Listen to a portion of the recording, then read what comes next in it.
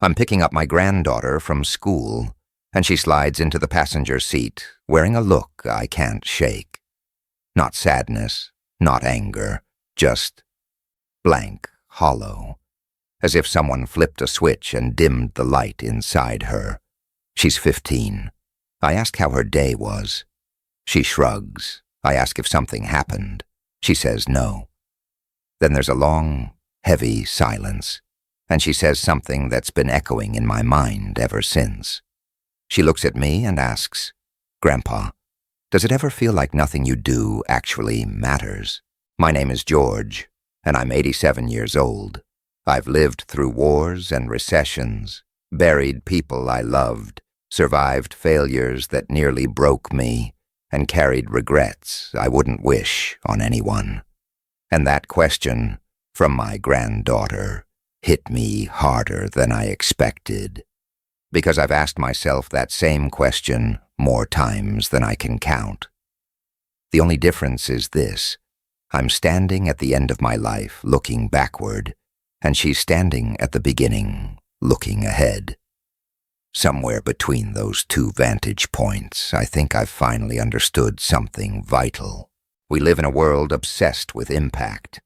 Everyone wants to leave a mark, change the world, be remembered. I see it everywhere. People chase titles and careers they believe will make them significant. They post their lives online, hunting for approval and applause. They measure their worth by visibility, by recognition, by how many people know their name. And I understand it. I really do. But here's what I've learned after nearly 9 decades on this earth. The things that truly matter almost never feel important in the moment. Let me tell you about my neighbor, Margaret. She lived 3 houses down from us for 42 years. Margaret was a school teacher, never married, no children of her own. She taught 3rd grade at the same elementary school her entire career. When she retired, there was a small gathering in the school gym. Maybe 30 people showed up. No cameras, no speeches destined for memory. Just a plaque, a bouquet of flowers, and polite applause. 2 years later, she passed away, quietly in her sleep. At her funeral, I expected something modest. Margaret had always been private, unassuming. But that church was overflowing, standing room only. One by one, people stood to speak. A doctor said Margaret was the first person who ever made him feel intelligent. A woman who ran a nonprofit said Margaret taught her to read when everyone else had given up. A man in his 50s brought his daughter to the podium and said he became a teacher because of Margaret. Story after story, lives redirected, futures reshaped. All because of a woman who thought she was simply doing her job. Margaret never set out to change the world. She never chased recognition. She showed up day after day and paid attention to the children in front of her. She learned their names. She noticed when they struggled. She stayed late to help them grasp fractions or spelling words. Nothing glamorous, nothing headline-worthy. And yet the ripples of her life are still spreading decades later through people she never met and places she never saw. I think we've gotten it backwards. We think mattering means being seen, being known, being remembered by crowds. But that's not how life actually works. Life is built from small, quiet moments between people. A conversation that gently shifts someone's perspective. A kindness that arrives at the exact moment someone is ready to give up. Showing up when it's inconvenient. Listening when you'd rather speak. These moments don't feel monumental when they're happening.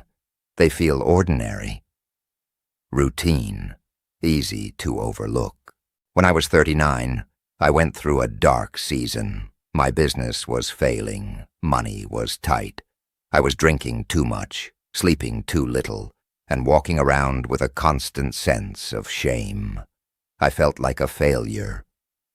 One evening I sat in my car outside a bar, debating whether to go in, and a man I barely knew, Tom, knocked on my window. We'd met maybe twice. He said he was heading to get coffee and asked if I wanted to join him. No lecture, no dramatic intervention, just coffee. We sat in a diner for 2 hours. He didn't ask what was wrong. He didn't try to fix me. He talked about ordinary things, his kids, a book he was reading, a trip he'd taken years earlier. And somewhere in the middle of that painfully normal conversation, something inside me settled. I didn't go into that bar. I went home instead.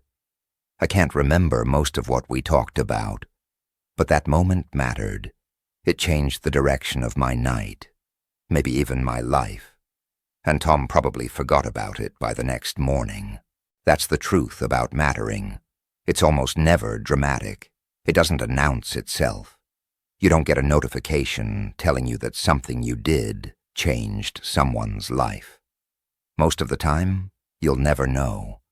You'll do something that feels insignificant to you, and it will mean everything to someone else. And you'll walk away thinking it amounted to nothing.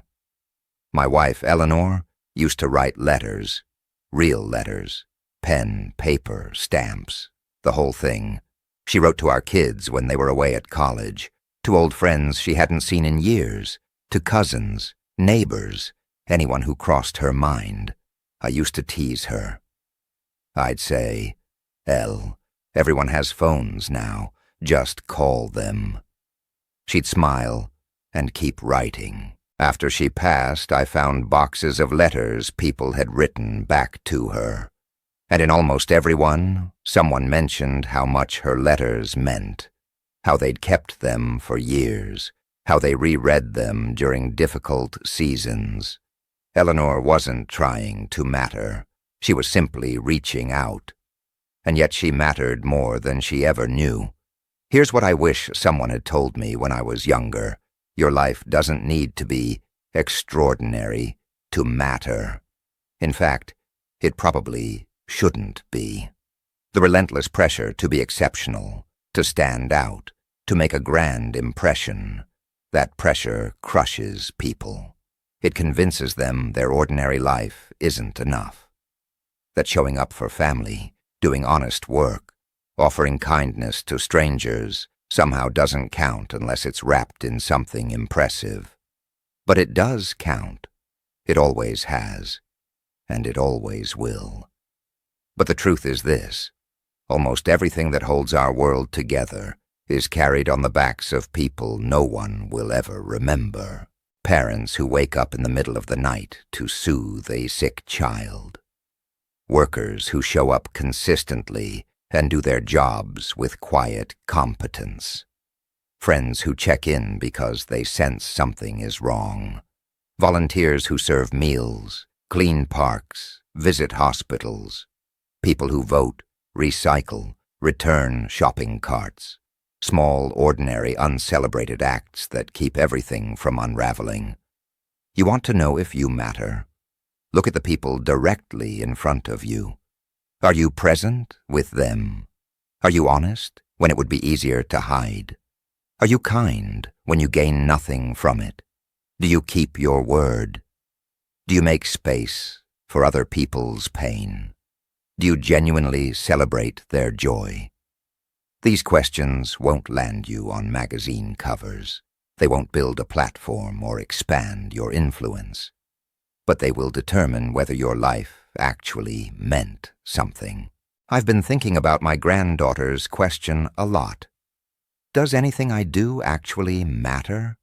And I've realized the question itself is flawed, because when we ask if we matter, we're usually asking if we matter in some grand, measurable way, if we're important, influential, exceptional.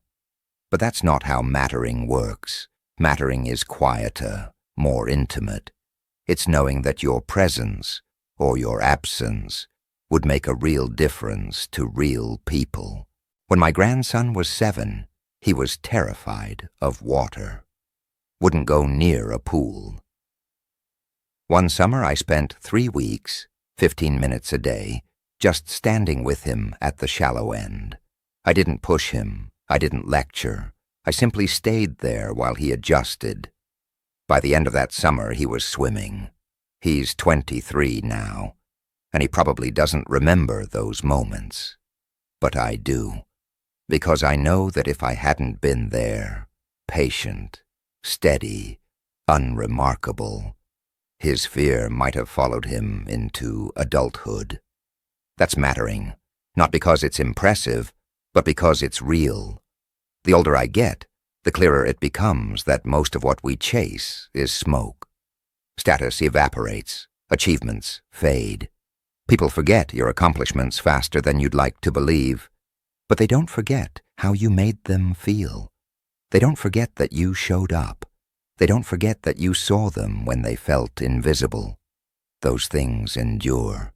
They ripple forward in ways you'll never fully comprehend.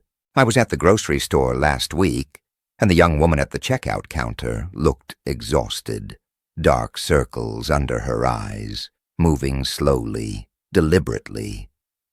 I could have paid and left.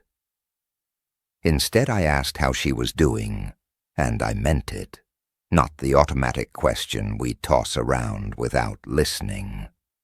She looked surprised, then her eyes filled with tears. She told me she'd been working double shifts because her mother was sick. We talked for maybe 3 minutes. I told her she was doing something honorable, that her mother was fortunate to have her. When I left, she thanked me twice. Did that conversation change the world? No. Did it matter to her in that moment? I believe it did. So here's my answer to my granddaughter, and maybe to you as well. Yes, what you do matters, just not in the ways you've been taught to measure. It matters in the small moments, the unglamorous ones, the ones you won't post about or list on a resume. It matters when you choose patience over anger, when you tell the truth even though lying would be easier, when you help someone even when no one is watching, when you stay when leaving would be simpler. Your life doesn't need to be a spectacle to matter. It only needs to be honest, present, kind. And that's harder than it sounds, because those things demand attention. They require you to show up when you're tired, to care when it's inconvenient. But that's where real significance lives, not in the spotlight, but in the steady, quiet work of being human with other humans. I'm 87 years old. I don't have many years left. And when I think about what I want my life to have meant, I don't think about awards or recognition. I think about the people I loved well, the moments when I was fully present, the times I helped without needing credit, the conversations where I truly listened. Those are the things that mattered. Those are the things that will outlast me. If any of this resonates with you, I'd appreciate it if you shared this video with someone who needs to hear it. Leave a comment and tell me one small thing you're going to pay more attention to. And subscribe if you want more of these conversations. I've still got a little more to say before I'm done. And I'd like to say it to people who actually want to listen. After she passed, I found boxes of letters people had written back to her. And in almost every one, someone mentioned how much her letters meant, how they'd kept them for years, how they reread them during difficult seasons. Eleanor wasn't trying to matter. She was simply reaching out. And yet she mattered more than she ever knew. Here's what I wish someone had told me when I was younger. Your life doesn't need to be extraordinary to matter. In fact, it probably shouldn't be. The relentless pressure to be exceptional, to stand out, to make a grand impression. That pressure crushes people. It convinces them their ordinary life isn't enough. That showing up for family, doing honest work, offering kindness to strangers, somehow doesn't count unless it's wrapped in something impressive. but it does count. It always has, and it always will.